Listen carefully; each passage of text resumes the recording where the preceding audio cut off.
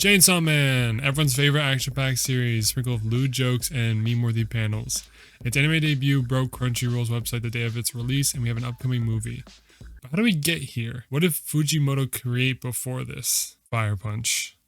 Fire Punch was Fujimoto's first series in Shonen Jump. This is where he could see how far he could push Shonen Jump's limits.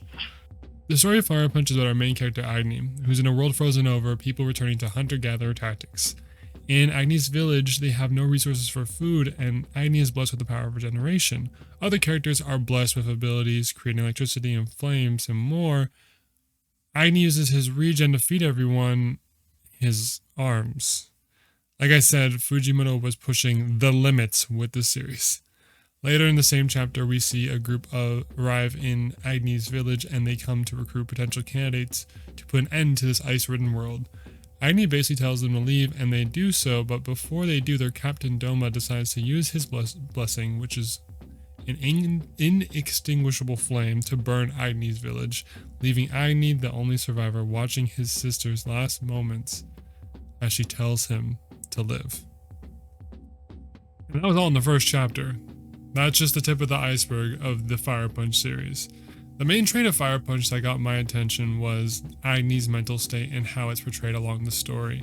After he burns for several years, he is able to stand and walk on his own while constantly burning, and we see how that constant pain affects his mind throughout. Now, if you thought Chainsawman was unpredictable, just wait until you get through Fire Punch. To say it was unpredictable feels like an understatement of the levels of plot twist I experienced while reading this. Another compelling aspect, or just interesting aspect, of Fire Punch is definitely the characters and their interactions with each other. There are a plethora of characters who view Agni in many different ways, and how they all circle back to Agni and his revenge for Doma all kind of trickles into each other while you're reading the series. The series itself is very interesting to read and also hard to read. Once you get past the second half, those are where all the plot twists arrive, and those are where all the mysteries start building up, and you kind of just get sucked into the actual world of Fire Punch and Agni's mental state in the second half. If you're a fan of Chainsaw Man or any of Fujimoto's other works, it's shorter than part 1 of Chainsaw Man and making it a quick and compelling read.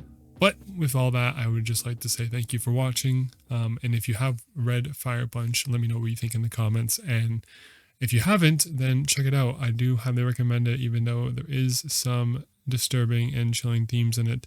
I think it's a good read, a very concise read as well. It's only 83 chapters, or 81. I'm not too sure if I'm quoting that right. But yeah, again, thanks for watching, and I will see you guys in the next one.